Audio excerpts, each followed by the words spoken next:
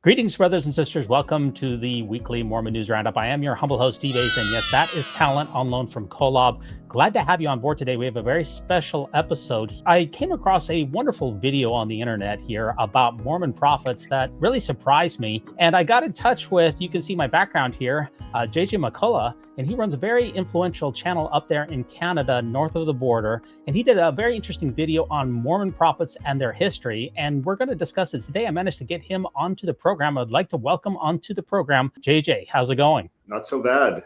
Thanks for having me. Yeah, a big fan of your channel here. Now, who are you and what are you all about? Yeah, as you said, I'm a Canadian. I live up here in Vancouver, British Columbia. I've been doing YouTube for about 10 years. I make videos mostly about like sort of broad kind of cultural topics. I do a lot of stuff on American-Canadian relations, Canadian politics. Yeah, just a lot of varied variety of different stuff. And, you know, like one of my big sort of arguments is basically that I think we need to understand Canada and the US as being part of a sort of single American kind of cultural space. And so I'm very interested in topics that engage with manifestations of this kind of American culture. And part of the reason why I made that Mormon video was because Mormonism is obviously one of the great American religions, you know, when we sort of think of it in a sort of a cultural sense, what sort of indigenous sort of religious movements have had, you know, a great impact on the culture of this continent. And I think Mormonism is definitely up there. In some ways, you could say that Mormonism is the quintessential American religion. And it certainly had a wide impact, at least in my own life. And certainly in the United States, it's a United States focused religion to be sure. But it also has, as your video points out, roots in Canada, specifically with the third president of the church, John Taylor, and also the church sent during the time of the polygamy uprisings and the consternation, they sent a number of Mormons up to Canada, specifically in the Alberta area, Cardston area, to build a community there so that they could continue to practice polygamy. So Mormonism does have roots in Canada as well. And I was surprised, you know, I kind of play a game with myself here, JJ, when I come across these videos of people who they're not Mormons, they're not historians, they come up with these Mormon videos. And I usually try to play a game where I say, you know, how long until they make a major misstep and then I stop watching? And I kept watching and watching and watching. I pretty soon got to the end of the video and I was like, wow, this guy has really done a good job for an outsider. Can you talk about your process of putting together this Mormon Prophets video before we cue up a couple of clips from it? Yeah, so I mean, and I'll just tell you a bit about my own background as it relates to the church. I've had, just in a kind of like random coincidence in my life, a number of Mormon friends, quite close friends. I've spent some time in Salt Lake City, you know, with these friends, and I've known some Mormons here in British Columbia as well. You made a comment about how you know, sort of the early prophets made a priority of proselytizing to sort of Western Canada. Well, you know, I live in Western Canada. Before I did YouTube, you know, I worked for a brief time as a reporter, and one of the stories that I was covering was the trial of a notorious Mormon fundamentalist polygamist who lives in a compound here in British Columbia, and that was a very big story at the time. You know, there were fundamentalist sort of Mormon colonies in this part of the world, and so it was something that I was always aware of, sort of interested in. You know, I've spoken to Mormon missionaries who, of course, you sometimes see in the streets of Vancouver here. I like to think that maybe I'm a little bit more literate in this topic than your average bear who's not a member of the church himself. Yeah, I agree with you. Like, it had frustrated me, a lot of these kind of explainer videos made by non-Mormons about the Mormon church. And something that I say specifically in the video is I think that there is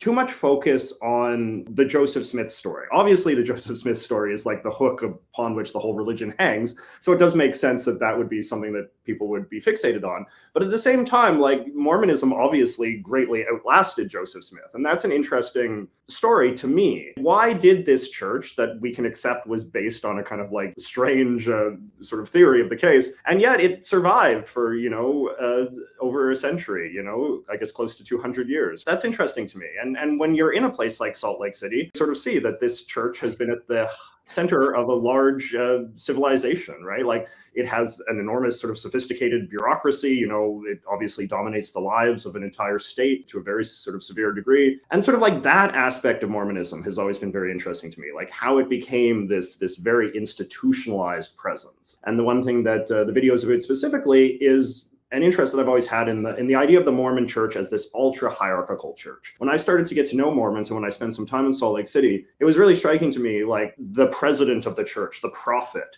this like very omnipresent figure that everybody is very familiar with, very literate in the prophet and the various past prophets, and they talk about him. And this is just kind of like a character who I feel is just like largely unknown in sort of broader American society.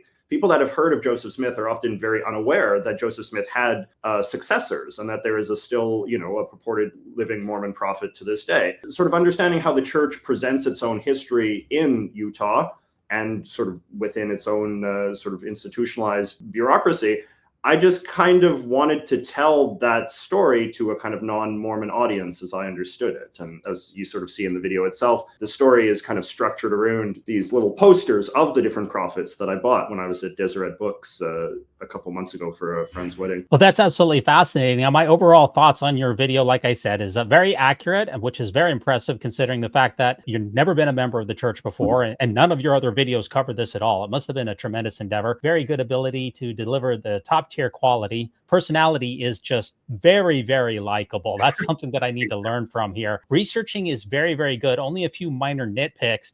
And the fact that you said that you had a reporter background is all starting to come into focus for me, because this isn't something that a normal YouTuber could possibly put together, with the quality, the content, the excellence of the research, the likability, and the ability to deliver it with mostly an objective lens instead of putting in either your presuppositions or telling people what to believe. You just tried to lay out the facts of the church history, and that's very commendable. Any last thoughts before we jump into the clips? It's very flattering that you would say such kind of things about it. I mean, I have been very encouraged by the response. Mormons and non-Mormons alike, ex-Mormons, do they still use the term Jack Mormons, like kind of Mormons that are kind of half-assed about the religion, right? Like, I feel like it's appealed to a broad audience, and that regardless of where your opinions or your faithfulness are, it seems like the video sort of strikes a lot of people as being fair. Like, it's not, it's not pro-Mormon, it's not anti-Mormon, but it's not those things either.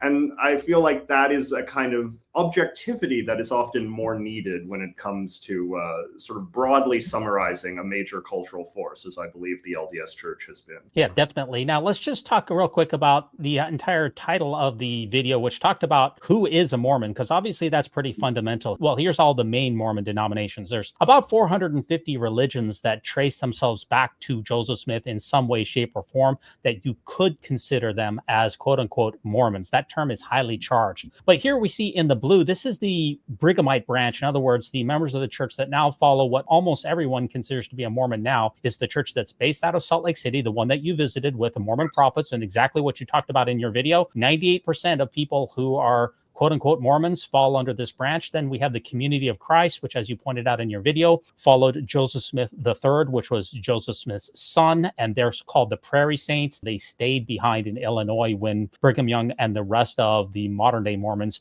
came across the plains in the 1840s. Then you also mentioned the Fundamentalist Church of Jesus Christ of Latter-day Saints has about 10,000 people in it. That's Warren Jeffs. That's the people who wear the prairie dresses, still engage in polygamy, and a couple of other of what you called dissident or fringe groups. But probably the best way to refer to these is they don't consider themselves to be dissidents or fringe. They consider themselves to be branches of the Restoration. So that is technically considered the most respectful way to refer to anyone who considers themselves a follower of Joseph Smith in any way, shape, or form. They are branches of the Restoration because Joseph Smith considered his religion to be a restorationist endeavor. Obviously, they dissent away from the established church, and they dissent from purported authority of the contemporary church identifies as the prophet. So that's what I mean, is like they have a sort of historic dissent with some established part of the standard Mormon narrative and succession order, in the same way that you see that with dissenting groups in Muslim theology, or the schism, the Eastern schism in the Christian Catholic Orthodox Church. So like dissenting movements are obviously always part of the story of modern religious movements. And I feel like the Mormon Church is not terribly distinct in that way. Yeah, the biggest question, of course, is who is a Mormon, because your entire title of the video is Mormon Prophets. So it's kind of important to nail down who is a Mormon. And the most ironic thing about it is that the current president of the church here, Russell M. Nelson, as soon as he took over, he said that it was actually a major victory for Satan to use the word Mormon any longer. He basically disavowed the term. This has been something that has been in his craw for quite some time, all the way back from when he was an apostle. He never liked the term. And so it's been erased from the Church of Jesus Christ of Latter-day Saints webpage. They renamed the Mormon Tabernacle Choir, and they basically have disavowed it. So if you're going to talk about Mormon prophets, it's kind of funny because in some ways the church doesn't want you to call them Mormon prophets anymore. So it's a little confusing, you know? It's interesting. This is obviously something that a number of folks brought up in the comments. What's interesting is how many Mormons and faithful Mormons seem to regard this with a fair degree of sort of bemusement, because Hinckley, President Hinckley and President Monson,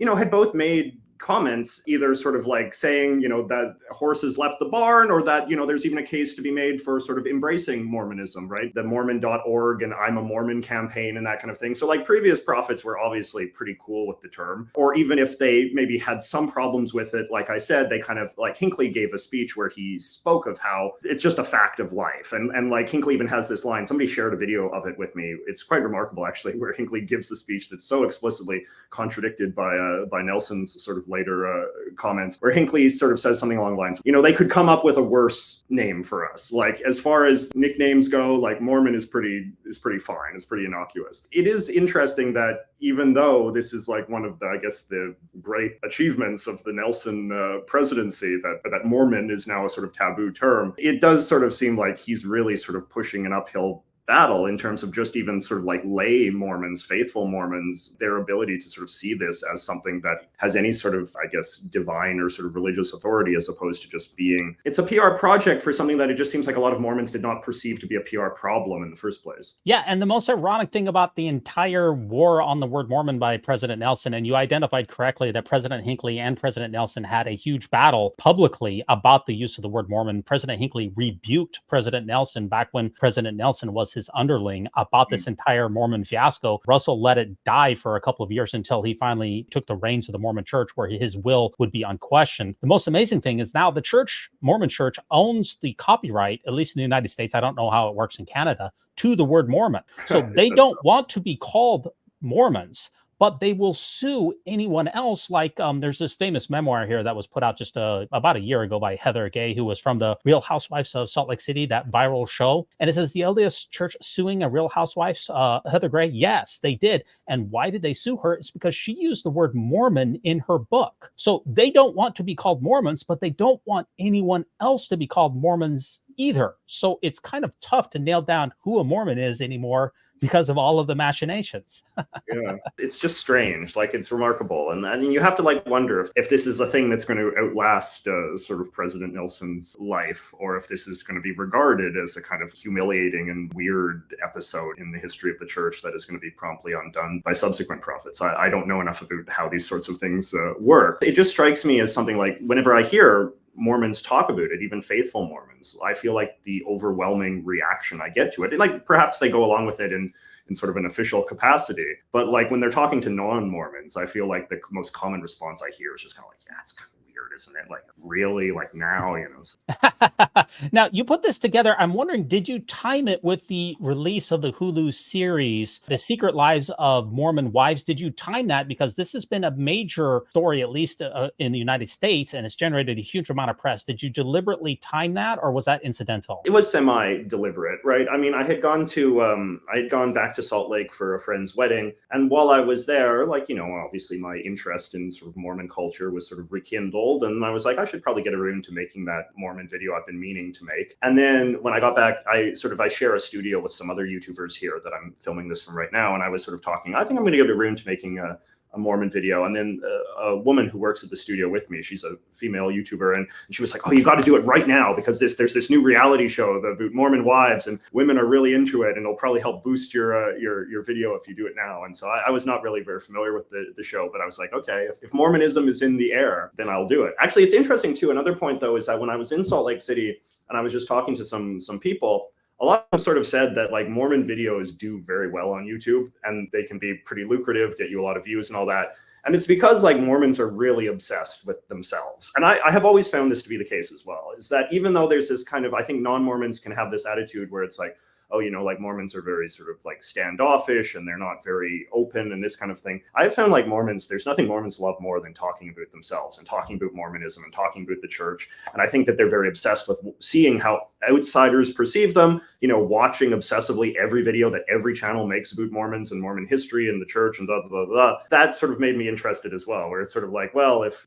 this is such a, you know, clear-cut way to have a banger video, like, am I just leaving money on the table by not making it? And so I felt motivated to do so. And the video has been doing very well. So obviously those theories have been proven correct. Well, let's cue up a little bit of it. Your video, which is entitled The History of Mormon Prophets After Joseph Smith. Why are we so obsessed with the Mormons? Let's hear what JJ has to say. And why are we so obsessed with Mormons? The Secret Lives of Mormon Wives is but the latest manifestation of a cultural fixation that has already included a Broadway musical, multiple other TV shows, a vast array of Mormon-related podcasts, and endless Mormon-themed videos here on YouTube. So why are so many people obsessed with Mormons? You correctly identified that everybody loves to talk about themselves. Let's be honest about it, especially as people who have a public YouTube channel. I mean, if somebody talks about me in their channel, I'm probably going to go watch it. But why does everybody else care about Mormons? For instance, you know, you don't see as much excitement about any of the other religions that were founded around the same time as Joseph Smith. A lot of them are still around. What's with the obsession about Mormonism in pop culture and across the United States and even in Canada? My friend, Knowing Better,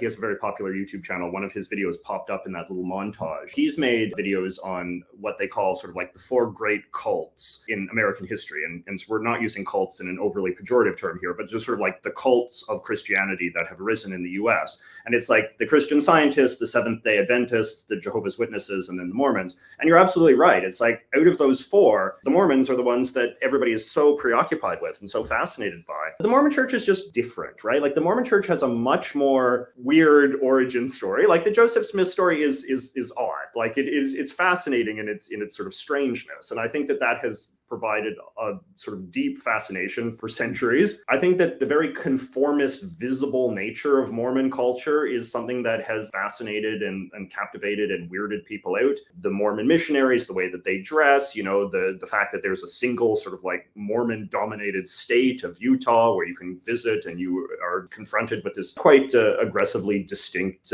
culture. Like I think that has obviously sort of fascinated people, intrigued people since the very beginning. The Mormon culture is also like friendly and attractive in a way I feel like the culture of the other sort of 3, you know, quote unquote, great cults is not. You know, I grew up in an area that's around a lot of Jehovah's Witnesses, for instance. Jehovah's Witnesses quite big in Canada. And, you know, Jehovah's Witnesses are very puritanical and very closed and often quite unfriendly. And they're very obsessed with like not being worldly in any possible way, which can make the church seem quite harsh in a way that Mormons, you know, with their sort of stereotypical, gee golly, like, you know, hey, how's it going? Like, oh, let's talk to you about Jesus Christ and, you know, like that kind of thing. Like it creates a sort of positive vibe that sort of draws people in, but then they're also kind of like a little creeped out by it. Oh, I should also say that like, I think the polygamy thing is a huge part of it as well. Like polygamy is something that has disgusted and repulsed, but also like sort of titillated and fascinated, I think, Americans since the earliest days as well. And for a church to even have a whiff of that as being part of their culture, like obviously people understand that it's not part of the church anymore, but to just kind of like have that little sort of like whiff of it around the church, I think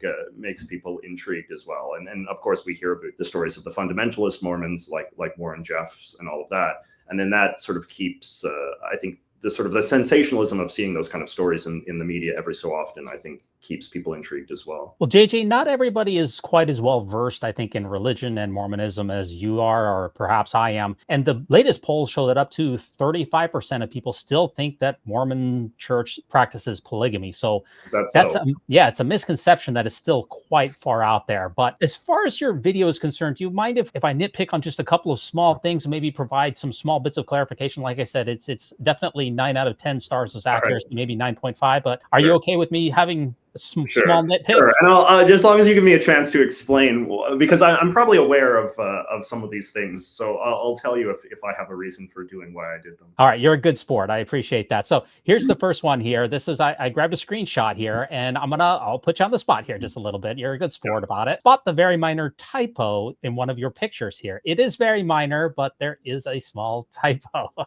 Is it that there's not a hyphen with latter day? That's right. Yeah, that's right. Why is that significant? Technically speaking, there is another church out there called the Church of Jesus Christ of Latter-day Saints, and they're the first ones that copyrighted that particular term without the hyphen. So by the time that the church got around to incorporating on all of the documents and getting the hyphen in there, they couldn't take that church anymore, and they had to put the one with the hyphen in there. So that's the reason behind it. So that's a fascinating piece of historical trivia. I did not know that. Very good, though. Obviously, you caught the small typo. Let's keep another section here, and we'll get some reaction to it. Mormons are taught to venerate their prophet even more explicitly than Catholics venerate the Pope, because the Mormon prophet, as his title suggests, has the ability to communicate directly with God and impart new rules from God to the public, just as Joseph Smith did with his golden plates 200 years ago. Now, I'll just provide one small bit of clarification here that Joseph Smith is considered what is called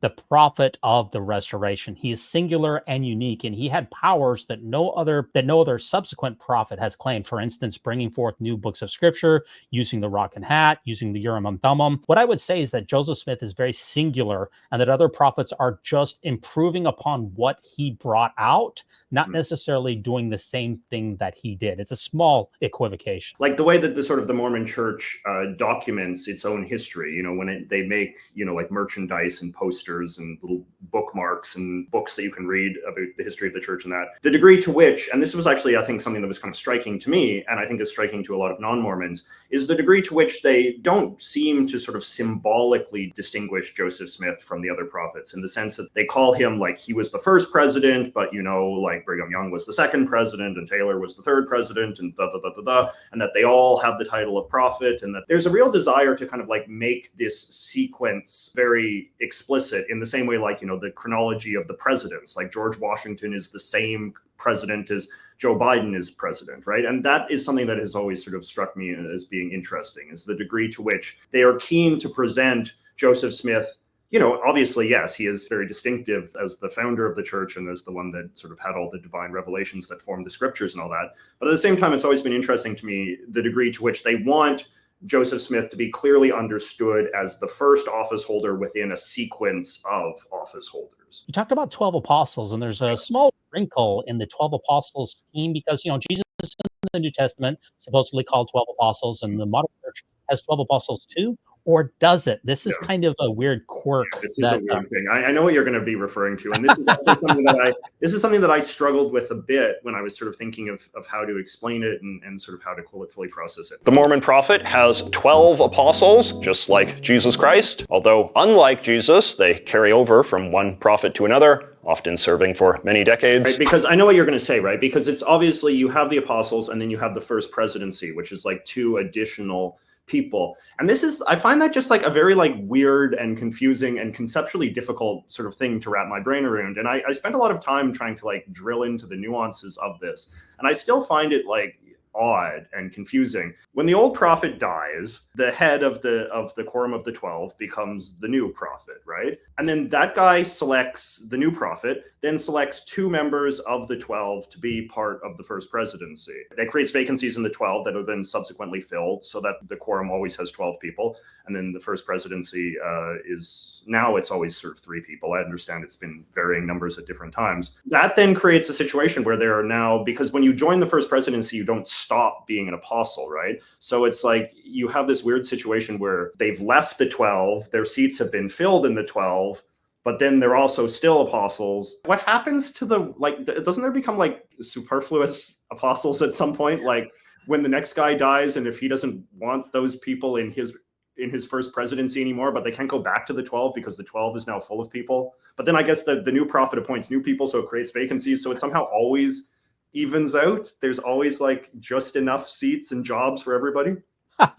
Well, like you pointed out, there are technically every single one of the members of the First Presidency and the Quorum of the 12 Apostles. They're all apostles. So there's technically 15 apostles. Even the head of the church is technically an apostle. So the nickname for that group of individuals is the Quorum of the 15, or the Q15 for short. So it is possible, as we saw when President Nelson, when he was ordained to be the president of the church, he demoted one of the previous members of the First Presidency and sent him back down to the apostles, called up a different apostle to make, very, very smart. Yeah, he demoted Uchtdorf.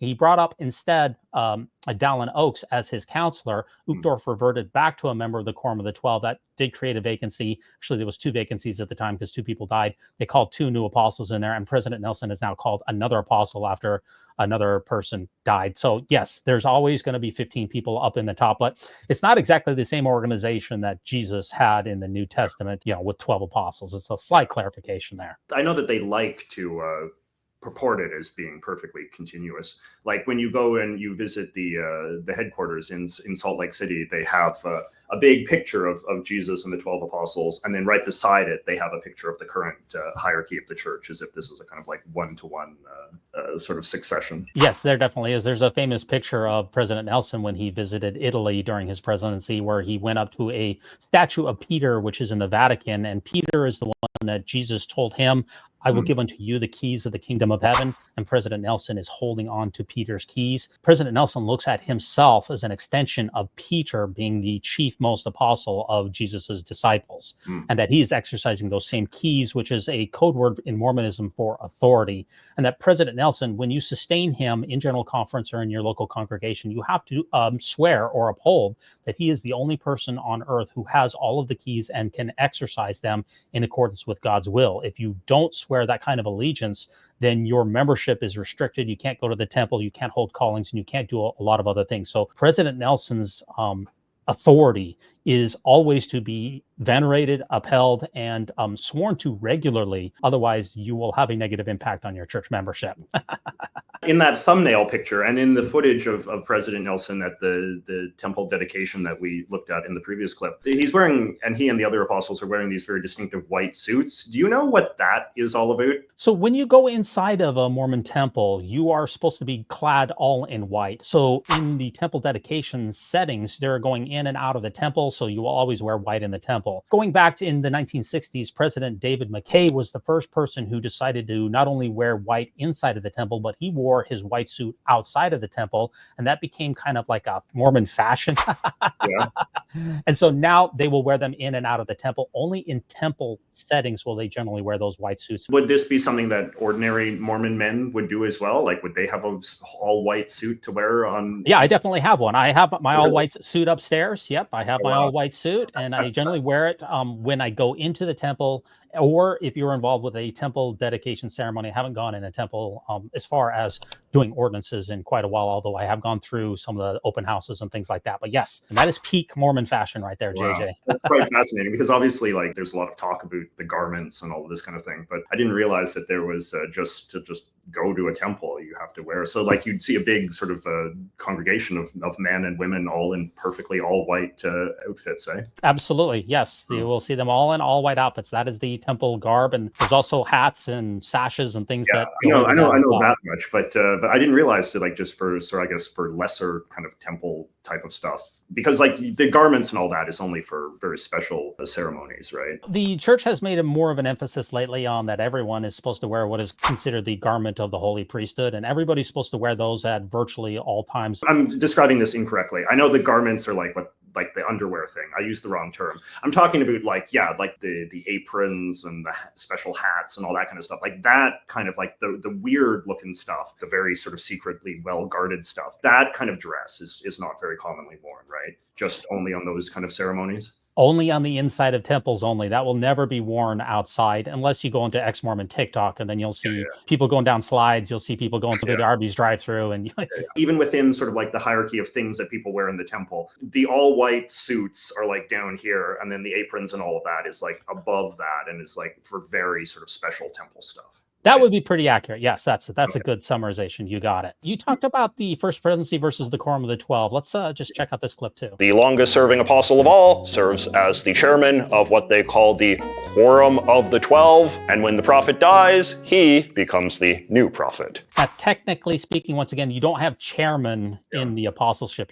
Like you mentioned in your video, almost everybody is obsessed with the idea of presidencies. You have presidents of the Quorum of the 12, you have presidents of the first presidency, and even the lesser organization in Mormonism, the highest organization is the first presidency, followed by the Quorum of the 12 apostles, followed by the presidency of the 70. And every single one of those people, technically speaking, no chairman. The only reason I use that was because I use that term in a sort of informal capacity, just because I didn't want my viewers who are perhaps less familiar with the Mormon hierarchy to get confused as to like who's the actual president, right? Because I remember when I was sort of first learning about this, I did find that like confusing, how even though they're very fixated on the idea that the prophet is the president, President Nelson, President Hinckley and all that, it's weird how it's like you also hear like Uchtdorf, I think is he a president or is he an elder? There's only been a couple of demotions in the last century out of the first presidency, the Quorum of the 12. That is considered a significant step down. He used to be President Uchtdorf. Now he is merely Elder Uchtdorf. Yeah. So see, like the nuances of that are like kind of confusing and a little odd. And I think you have to be fairly literate in sort of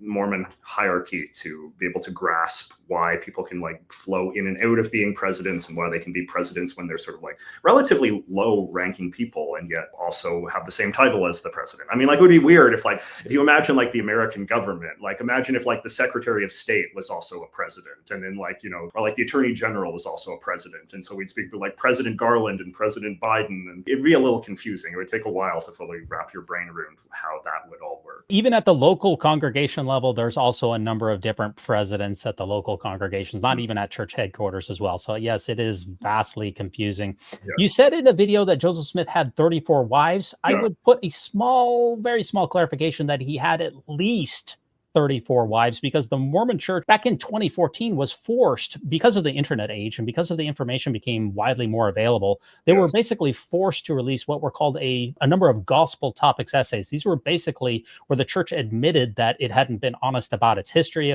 and they finally admitted that Mormon founder Joseph Smith wed 40 wives. So he had married at least 34, but maybe as many as 40. It's somewhat unknown because it was a very secretive practice. That is a very, very small point of clarification. I use 34. That's the number that is sort of cited in the CES letter, which, as I say in the video, I feel like is sort of widely regarded as one of the most comprehensive, sort of succinct debunkings of Mormonism. I just figured that was as good a number as any. I think that he also is the one that quotes that number for Brigham Young, or I can't quite remember where I got that number for Brigham Young from, but I've heard it cited in some of the sources that I was using. Brigham Young's 56, 57 marriages are better documented because he wasn't trying to hide his marriages, and we have good records for that. And one small point is, Jeremy Reynolds with the CS letter, he actually published that before the Gospel Topics essays came out, and we've gained further light and knowledge about the Mormon Church's history, even in the last 10 years. Although, if you read the CES letter online, he has updated it some of the sections rather than in the print book. So you talked about the difference between the ages of all of the prophets here. And you'll see here is there's first four prophets here: Joseph Smith, Brigham Young, Lorenzo Snow, Wilford Woodruff. You can see that they were all polygamists, married, most of them, dozens of women. And you can see that the age gap here is extremely significant between Joseph Smith. He married a 14-year-old girl. He actually married Nancy Maria Winchester as well, who was 14 or maybe even 15, 23-year age gap. But the worst one here is Lorenzo Snow with Sarah Minnie Jensen, who he had 5 children with. And all of these men had children with these underage women. And this is obviously something that is reprehensible and indefensible, especially in our modern day sensibilities. And there's been no reckoning from the church of coming to account for all of these very sexual predatory practices of its history. It's basically glossed over those things. And it's worth noting as well that a lot of this was controversial in its time, certainly among non-Mormons, and was one of the reasons for the unpopularity of Mormon and the Mormon practice of polygamy, the idea of marrying and having sex with underage women. So it's Mormon apologists do this to kind of like wave their hands and say, oh, well, it was a different time. But there you can find evidence, contemporary evidence of people in the 19th century being sort of shocked at the age gaps between these old men marrying these incredibly young girls. And this has also sprung up a number of what we call pneumos, which are new Mormons who deny that the polygamy happened at all, which seems incredible, I know, because of the overwhelming evidence. They have a hard time reconciling a benevolent God with polygamy, which is inherently regressive against women and against even girls. And so they say, well, all of that is just, we don't have good evidence for it. All of this is stuff that is written decades after the fact. And they try to rationalize all of it. And it's obviously those people don't know what they're talking about. There's lots of evidence that shows that polygamy was a thing. I do like in your video that you talked about James Buchanan, and I'm going to give you one additional point about James Buchanan, who was a big antagonist of early Mormon church. There's a small nuance here with James Buchanan that the church stuck it to James Buchanan afterwards, which I think is kind of funny.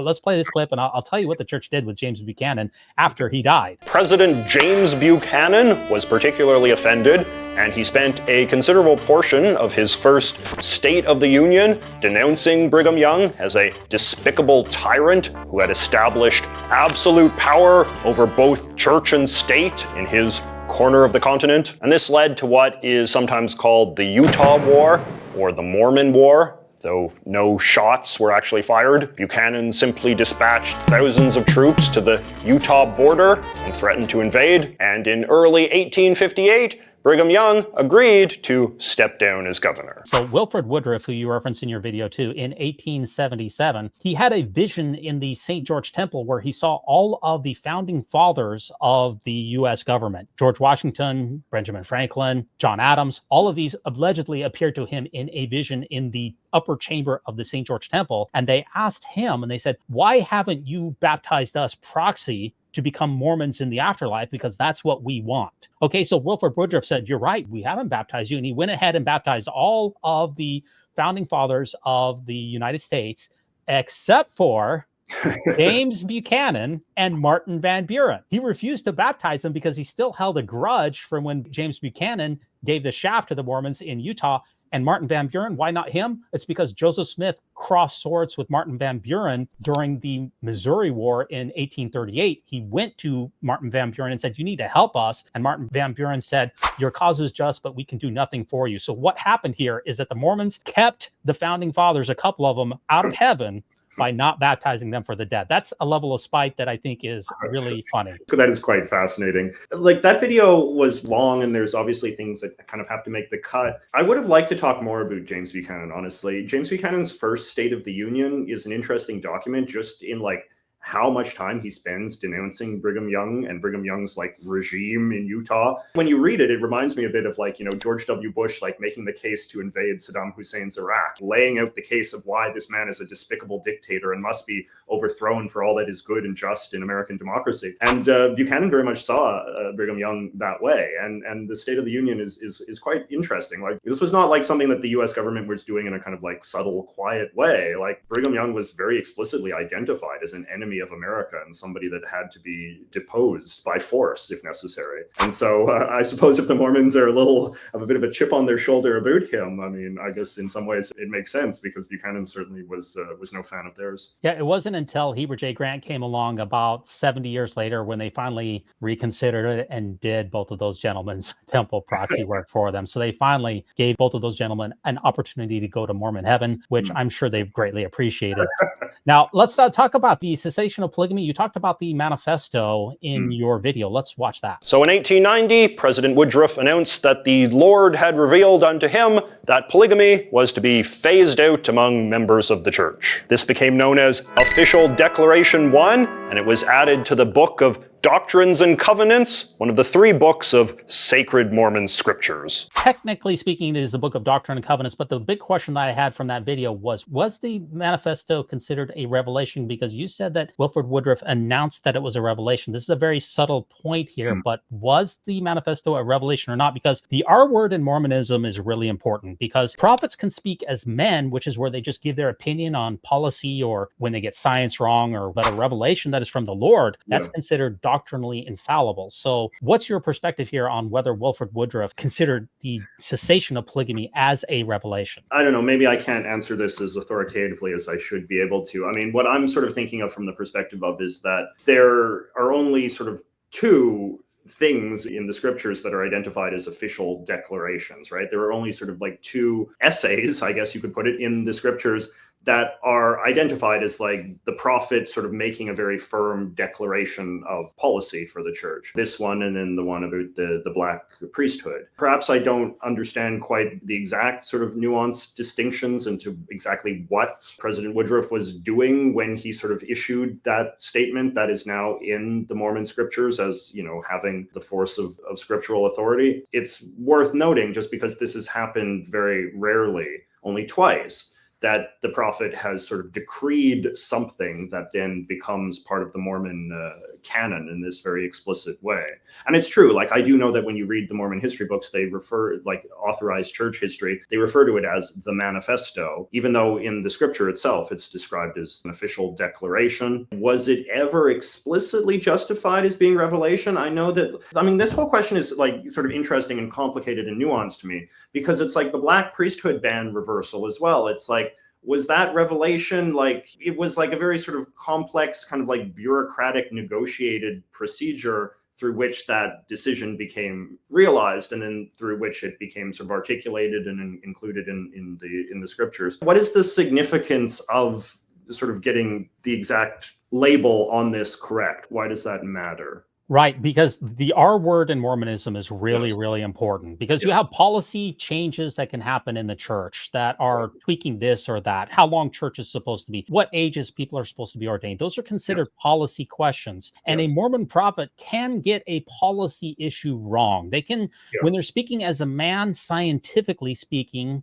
for instance, if they get something wrong on science, well, that's just their own opinion. But Yeah. if it has the big R word in there, that's supposed to be doctrinally infallible. Prophets themselves are not infallible, but their doctrines are. So if something is labeled as a revelation, it has to come from the Lord. And just small point of clarification, because when Wilford Woodruff issued the Manifesto, yes, you're right, it has been canonized. You're 100% correct here. It's now in the Doctrine and Covenants as official declaration number 1. However, when it was issued, it was not at all apparent. Woodruff himself never referred to this as a revelation. This was a press release. And it was only subsequent leaders after his death that they said that, yes, later on, in much later, 1898, 8 years later, they said, oh, yeah, this is a revelation, folks. Even though the document itself never says that it's a revelation, Woodruff never said it was a revelation, and his contemporaries during the time never said it was a revelation. And this is where the genesis of Mormon polygamy really comes from, is that the polygamists now, Mormon fundamentalists, will say, look back at the Manifesto and say, look, he didn't even himself say it was a revelation. This is just a policy. And that's why Mormon polygamy continues in all of those little branches, or as you call them, dissident offshoots. Yeah.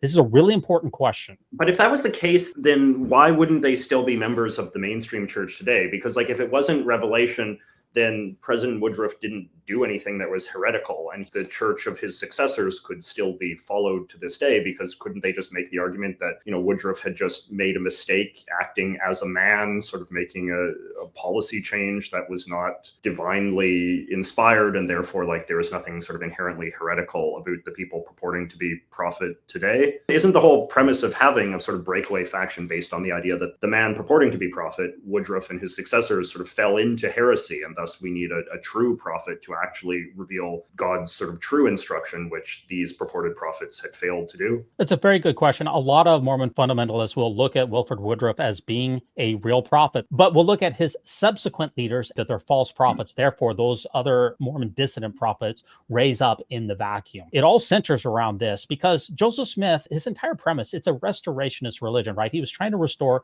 ancient biblical practices of priesthood, of baptism, of speaking in tongues, and polygamy was part of that, and the Mormon temple endowment and all of the other rituals and things like that, authority, everything. And if you just throw out the polygamy for what fundamentalists argue is no good reason, then that is not a full restoration. So they are continuing the pure, unadulterated version of Mormonism that Joseph Smith brought about in the early 1840s. One thing that I would like to, for my own education, get a little bit more clear on is sort of the evolution of the Mormon canon, the scriptural canon, because I still don't fully understand how much subsequent prophets sort of changed it. There's the two official declarations. You know, there's two things at the back of the What is the term that they use? I've heard missionaries use this term for like the book that has all three Pearl of them. of great price. No. There's like a term that you have, like when you have the physical book and it has like The 3-in-1 or the quad with all 4. Yeah. So like at the back of the quad, they have like the 2 official declarations, right? And that sort of makes it seem like, the quad has otherwise sort of stayed stable and that they've sort of just tacked on these 2 things at the very end.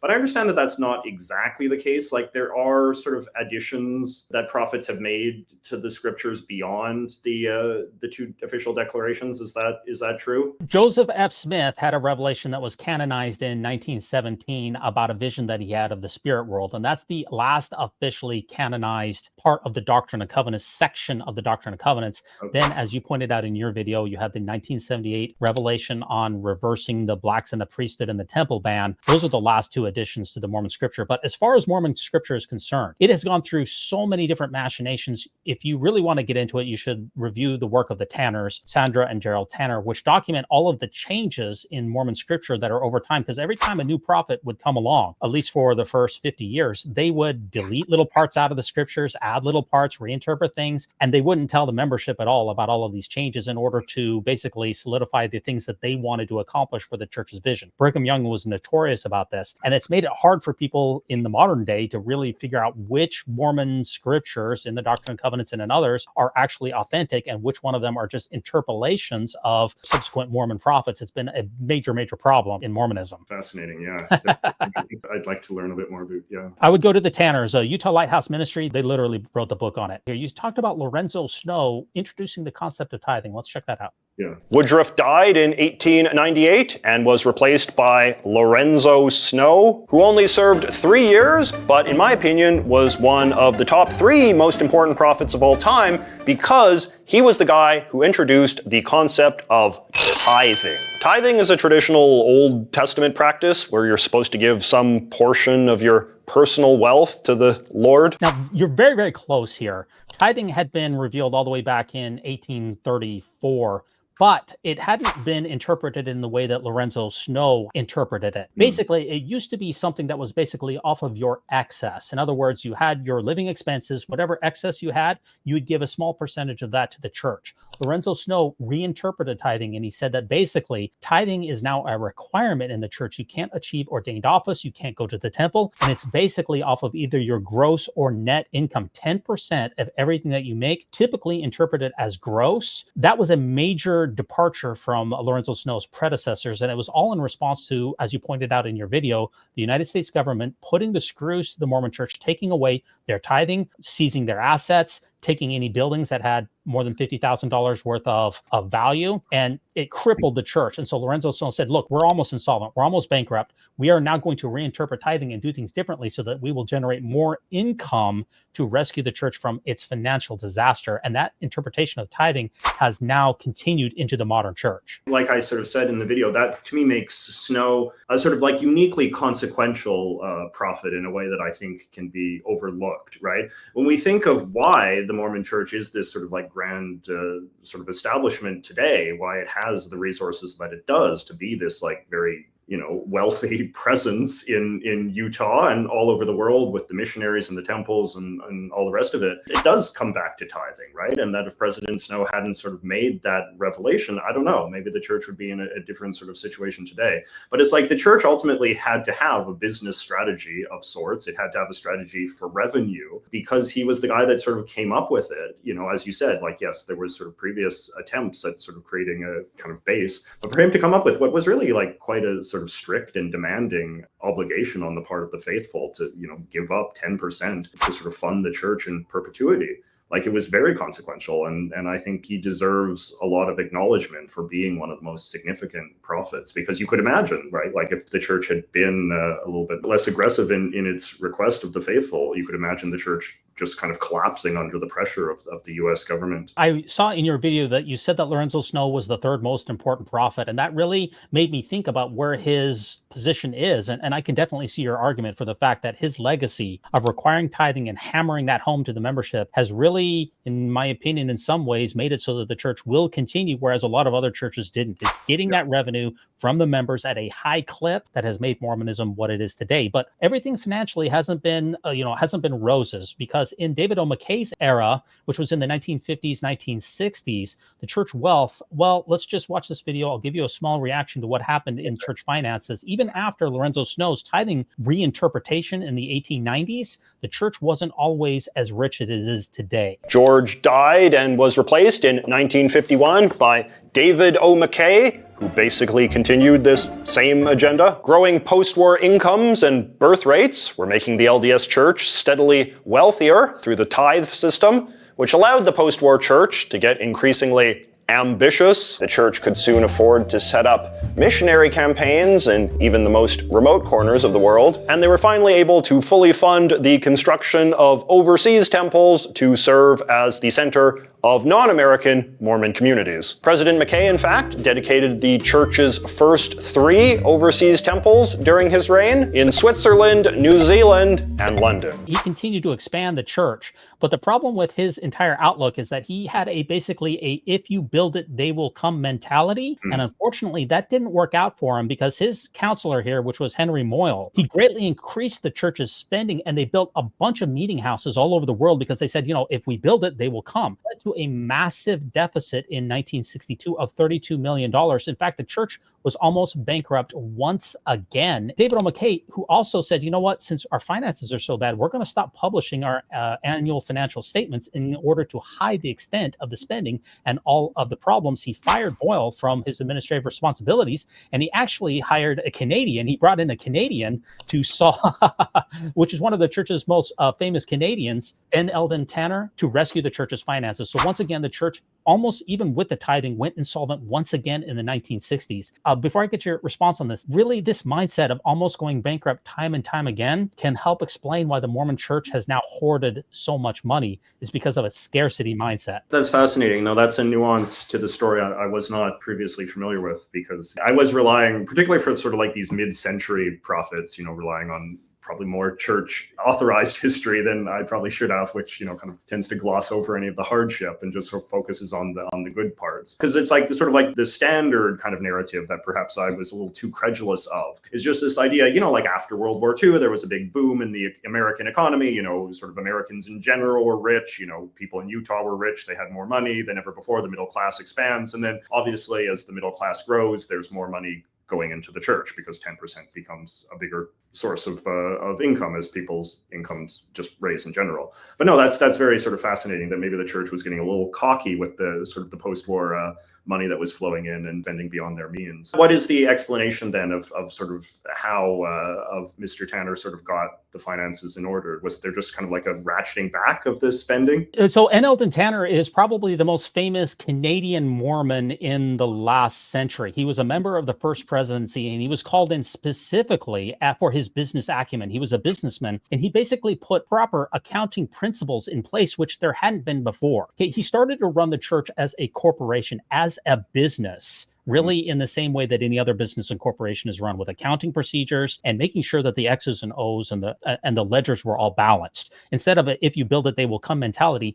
he brought in a scarcity mindset and said, we're not going to build chapels, we're not going to do anything unless our budgets are balanced. And he also made it so that nobody could see the church finances anymore, which is why, at least in the United States, the church is very opaque. So he's probably the most important Canadian Mormon in the last 60 years. That's quite fascinating. I mean, that makes sense because, like, correct me if I'm wrong, but it's sort of like, yeah, David O. McKay was the first one to have the overseas temples. But then I kind of feel like overseas temples kind of like went down for a little while until basically, kind of like the late 20th century, in which, obviously under Hinckley and some of the others, the sort of the temple boom really occurred. So maybe there was a period of time, if I'm correct, where sort of the church maybe got a little bit less ambitious as far as aggressive spending in like sort of the 70s and so. President Kimball and President Benson were very conservative, both religiously and politically and financially, and they had a very small level of temple spending. And as you mentioned, it wasn't until Gordon Hinckley at the end of the 1900s, until the concept of the so-called mini temple was developed, where you had these very small temples that were only, say, 7,000 square feet. It's Gordon Hinckley in the late 1990s that doubled the amount of church temples. Instead of building like the big, huge temple temples that we have in, Cardston, Alberta, which is probably 115,000 square foot temple. We had these very much smaller temples that were very much more inexpensive, and they could be built all over the place. Hinckley was a very big pragmatist, and that's why the temples were increased under his particular administration. Okay, we're getting close here. Spencer Kimball and the black people with the priesthood. It's great that you mentioned that, because that's a very important aspect of Mormon history. Let's see what you said about President Kimball and the reversal of the ban against temple blessings and the priest ordinations for black persons in the Mormon faith. So by the late 1970s, there was a broad consensus that the ban had to go. And in June of 1978, President Kimball declared that he had received a vision from the Lord that blacks should now enjoy full rights and membership in the Church of Jesus Christ of Latter-day Saints. You can see a black guy receiving a full blessing right here. Now, technically speaking, that picture that you showed, it wouldn't be considered a full blessing, because black people could still be blessed by white people prior to this point. What that picture is trying to show is that now black men, only men, can be ordained to the Mormon priesthood when in before they couldn't. So it's a slight differentiation. This is one of these things which is kind of like the president's title that we talked about earlier, where I feel like just this is like a level of Mormon jargon that I feel is like very difficult for non-Mormons to kind of like intuitively understand. The concept of priesthood, even though like obviously when we talk about the black people sort of being welcomed into the church as full members, we use the term the black priesthood ban being reversed and all that. But like, to people who are not sort of fluent in Mormonese, priesthood seems like very particular. It seems very technical. It seems like we think of like a Catholic priest, and if like, if you're being excluded from the Catholic priesthood. But obviously in sort of Mormon theology, priesthood is a much more broadly sort of shared status, and is obviously very critical in order to be a full member and participate fully in temple rituals, which are obviously very sort of critical to Mormon theology. This is like a thing that I find that Mormons can maybe sometimes not communicate well when they're talking about the significance of the black priesthood ban and then its subsequent reversal, is that priesthood in Mormonism is something very different than priesthood in other faiths, and is thus much, much more sort of significant. And thus, I think it's worth kind of trying to articulate that in a way that doesn't just take for granted that people know what priesthood is and why it would matter that somebody's getting it or not getting it. Probably one of the most significant aspects of this reversal is that it's not just the priesthood, meaning people who can act in the authority under the name of God, because virtually every male in the Mormon church eventually gets some form of the priesthood, which is just the ability to provide blessings, to do ordinances and things of those nature, and to administer the church's affairs. It's also that it was a temple restriction, meaning that no black person prior to June of 1978 could even go into the temple. And of course, if you don't go into a Mormon temple, then you cannot go to heaven. So it was really a ban on black people going to heaven. And that's kind of an aspect of the ban that a lot of people don't really understand. Yeah, that's a good point. You like, if you were a black Mormon, you could get married, but you couldn't get your marriage could not be sealed, right? That's correct. What only happens in the temple. And that's sort of like the most important aspect of marriage in Mormon theology. But baptism can happen. That doesn't have to happen in a temple. What about sort of posthumous baptism? Does that have to happen in a temple? Yes, posthumous baptisms have to happen in a temple as well. So no black person's ancestors could also be baptized. It was really a complete restriction on who could go to heaven. If you had black African ancestry in particular, we're not talking about from Fiji, those type of people have, darker skins, or even from Samoa, those people have darker pigment of skins. It's specifically black Africans who could not hold the priesthood and therefore could not go into a temple and therefore could not go to heaven. It was a massive reversal. If you're interested in that, as you mentioned in your video, Matt Harris in his new book, Second Class Saints, is a fascinating look into it, and he is probably the best person to go to. Now, here's our last clip here, which you talked about all the subsequent prophets here. Let's check it out. Some lingering issues in Mormonism. Things had come a long way from the authoritarian one-man rule of Joseph Smith or Brigham Young. Mormons were now a thoroughly modern 20th century church, perhaps not that much different from other Protestant denominations. Kimball served as president for 7 more years after his doctrine-changing revelation, but didn't do anything else nearly as noteworthy. He died in 1985, a time when, according to his poster, the church had risen to almost 6 million members worldwide. Now, you very graciously here didn't bring up any of the somewhat lingering issues here in Mormonism, and I'd just like to cover a couple of those here. So a lot of Protestant denominations have reversed course on the status of women in the church. Paul wrote in the New Testament that he would not suffer a woman to speak or to rule in the church. A lot of Protestant religions have reformed themselves, and women can be priests, women can be pastors, and women can have the same type type of authority as men. The Mormon Church is still an incredibly patriarchal structure from top to bottom. Yes, and you definitely sort of see that when you look at any of these sort of like posters or diagrams of the church hierarchy, how it is just all dominated by these sort of grinning, mostly white men in their black suits, right? Like it's, it is an old boys club. And obviously, there's still a number of issues that the church hasn't reformed on either. And that's generally the LGBTQ issues in the church are still very, very significant, including in the last couple of weeks. The church again hammered home a new set of restrictions for transgender members. They can't go to the temple. Once again, they can't get sealed. They can't even hold church callings. In fact, they also have to have bathroom monitors when they go to the bathroom. There's a number of regressive steps that the church has doubled down on the trans community. And LGBTQ persons, they can't have full fellowship in the church, and it still has not been modernized in that particular respect either. Yeah, and because I'm an LGBT person myself, I have heard from a number of gay Mormons who have reached out to me in the aftermath of that. This is definitely a sort of source of great stress and tension for them and their families, as you might imagine. And there's a lot of pessimism because President Oaks, I think, is not regarded as a man who has any sort of enlightened views on this issue at all. So just sort of like knowing how the Mormon sort of succession to the prophethood works, right? Like folks could be waiting quite a long time to sort of see someone that, has somewhat more modern views on this issue. President Oaks is considered the next in line. He's the prophet in waiting.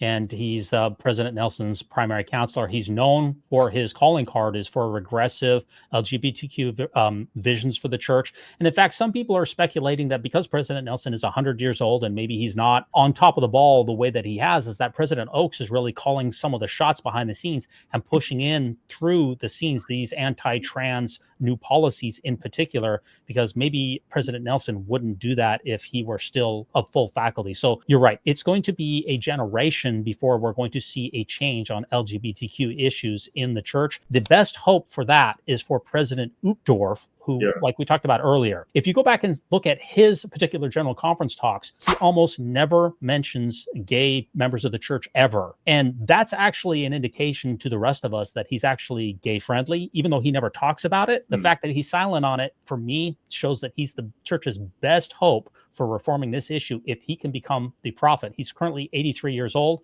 and third in line. So if Nelson and Oaks go, that's the best hope for the Mormon church to reform on this issue. That's an opinion I've heard expressed by some sort of more progressive-minded Mormons. It's sort of grim how the succession works, where it's just kind of like this battle to sort of like outlive the other elderly apostles and just kind of hope that you can hang on long enough to sort of rise to this job. And that's what's sort of interesting. It's like there's nothing that will stop him from ever being prophet beyond just his own death, right? Like if he can just kind of hang on long enough to outlive Oaks and outlives Holland, then he'll get the job, right? One way or another. But yeah, he's an old man and death comes for us all. So it's, it just seems a little sort of morbid that a lot of the ability for the church to modernize and change is just based on this kind of like grim death watch. Yes, it's called the last man standing doctrine, and it was put into place by Brigham Young in particular, and therefore it is considered a policy that could be changed, and I certainly hope that it does. It was about 30 or 40 years ago, maybe it was about 30 years ago, where the church used to have what are called 70s, which are, you have the first presidency, then you have the apostles, then right below them is a group of 70s, which are also men. They made it so that those persons, as soon as they turn 65, are released automatically and are considered emeritus Mormon leaders. They're still,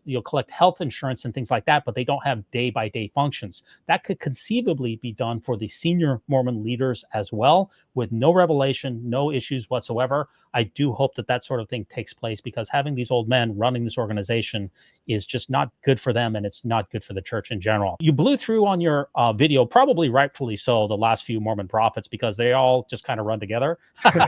You kind of asked the question, what defines the last Mormon prophets? And you put it out to your viewers saying, does anybody really even know these guys? And did they do anything distinctive?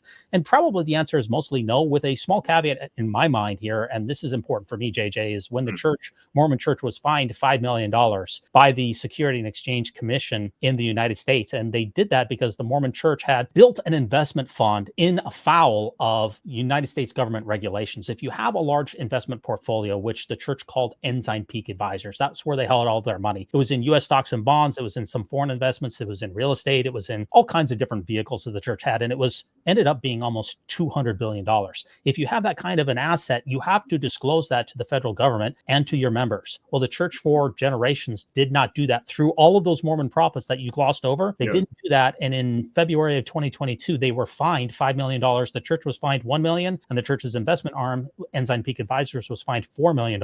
And all of those Mormon prophets were complicit in that incredible sham, which for me is very, very important. And as far as I'm concerned, that's what a lot of these Mormon prophets will be known for. Had you heard of that up in Canada? Not really. I mean, I know that sort of the dodgy sort of nature of the church's finances is something that a lot of sort of ex-Mormons and critics of the church speak of a lot, but I don't really know a lot of the sort of nitty gritty sort of details of this kind of thing. For me, that is a very important hallmark of these last prophets. And the last thing that I wanted to discuss is, since you're Canadian, I thought you might be interested in this, because there was a Mormon church scandal here just 2 years ago in Canada from the Fifth Estate, which is a vaunted journalism avenue in Canada, right? It's sort of like a kind of 60 minutes type of program, yeah. But we're just going to play a minute of it. I don't know if it's going to get copyright struck or not, so we're going to give it a shot. It's only about 1 minute long. The Mormon Church in Canada, where did more than $1 billion go? Because when the church's books were opened up in Canada by a couple of whistleblowers, we'll call them, they discovered that instead of the Mormon Church Canadian tithing, instead of it going to help fellow Canadians, it was all funneled somewhere else. And that was a damning indictment. And they brought the receipts, and it's a very controversial thing that the church did in Canada. And as far as I know, JJ, continues to do so this day, because it is technically legal. And I want to get your opinion on what the Mormon Church is doing in Canada, or at least what they are probably still doing. With almost 17 million members worldwide, 200,000 in Canada, the Mormon Church isn't the world's biggest religion, but it is one of the wealthiest. The Mormon Church will have you to believe that it's a religion that dabbles in business. They are a business dabbling in religion. People want to bang on the church and say, well, you've got all that money in reserve. Yeah, and it's a good idea for other people to follow that example. Why does God, a God of miracles, require all this money? But has the church built its wealth on the backs of taxpayers in Canada and around the world? There's live questions about whether the church has engaged in wide-scale tax avoidance or illegal wide-scale tax evasion. We have been mischaracterized since 1830. That's always been the case. I don't think it will ever go away. Do you think that this is a case of fraud? Of course I do. Absolutely, it's fraud. Unfortunately, we can't show any more of that, but I'll just give you the summary of what the church has alleged that it has done, and basically has been confirmed by the Fifth Estate and many other Canadian news agencies. For virtually a generation, Canadian tithe payers up there are paying the normal tithing to the church. They give it to their bishop every single Sunday. Generally, it's 10% of your gross. And instead of that money being reinvested to Canadian humanitarian organizations or even into the congregations itself, the vast majority of that money was siphoned out of Canada and sent straight to Brigham Young University. $1 billion was sent there in a somewhat obscure Canadian tax loophole, which says that all of that money will then be considered tax-free and a benefit to the Mormon Church, so long as it benefits any Canadian students at all. And during that entire, it's about 30 years worth of time frame, only about 1,700 Canadian students attended BYU, and all of that money was sent to BYU to help them get educated. And what the whistleblowers and others said is that, Canadian tax policy is the whole reason that the Mormon Church has a tax exempt status in the United States and in Canada, is the idea that you give your money to the church and it's being used to help other people in your communities. It's doing a humanitarian service for people in the local area. Well, it turns out that almost none of that Canadian tithing was even kept in the country at all. It was all sent to BYU, which, by the way, JJ, I'm sure that you will probably be aware of this. BYU is an incredibly anti-LGBTQ organization. And a lot of Canadians are saying, well, how does this organization, how can they get away with this? This doesn't reflect Canadian values. And this is a big issue. What are your thoughts on the Mormon churches funneling of over $1 billion straight out of Canada and sent to BYU? Yeah, well, I mean, I guess it sort of reflects the kind of fundamentally sort of hierarchical American-based nature of this church, right? As much as it presents itself as being a sort of global church, a church that is not of any one country, it's certainly not of Utah, it's kind of like of the world and is interested in sort of servicing people all over the world. It is still fundamentally at its core a church that exists to service primarily, first and foremost, one very specific geographic community, which is the Mormon community of the state of Utah. Ultimately, the revenues that the church gathers are first and foremost concerned with sort of propping up and strengthening Mormon culture and Mormon institutions in the state of Utah, and not apparently in Canada or elsewhere. People often talk about how it is odd that the Mormon Church has been successful at proselytizing outside of American borders, despite having such an American sort of centric religious doctrine. And I guess sort of stories like this are very bad for the church in the sense that they kind of make it sort of seem like overseas members, or I guess not overseas, but, you know, non-American members are kind of ultimately subordinate to the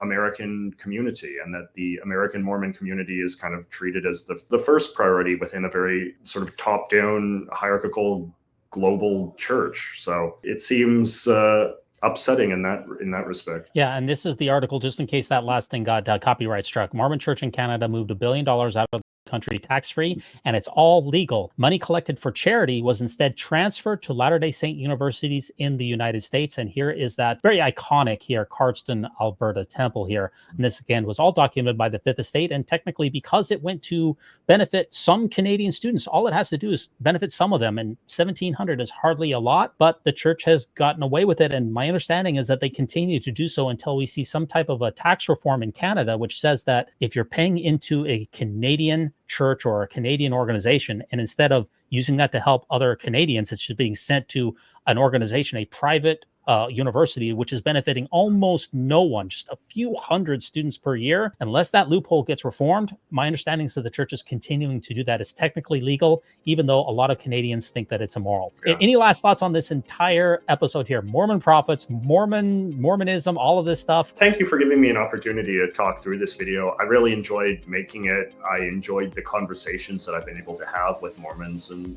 ex-Mormons and critics and supporters of the church in various ways. It is just a very fascinating topic. But again, like, I think that when non-Mormons like myself, when outsiders to the church and church culture, talk about Mormonism, it's important that I think we understand it in a kind of comprehensive way, and that we understand the Mormon church today as, I think in many ways, like, it's a church that's defined by its strength. It's a church that's defined by its hierarchy and its bureaucratic organization. You know, I think it's important that we understand how that came to be, how the church came to be this like enormous thing that exists all over the world, has bureaucratic offices all over the world, has this huge bureaucratic headquarters in Salt Lake City, has this elaborate hierarchy of all of these different men with all these different jobs, managing the church, managing the membership, managing all of the sort of subordinate organizations that the church has developed over time. To me, like, that is a very fascinating and important story. And in some ways, I think you can make the case, like, in some ways, that's the more important story of Mormonism than, you know, continuing to just kind of like gawk with lurid fascination at some of the crazy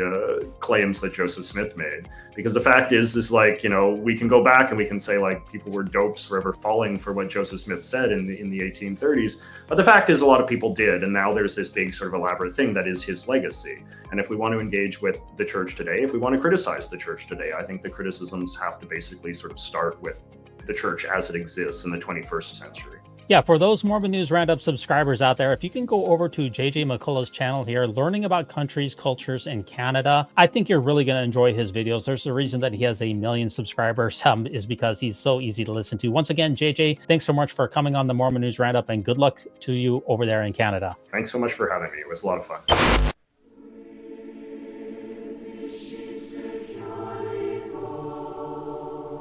You're still here? It's over. Go home.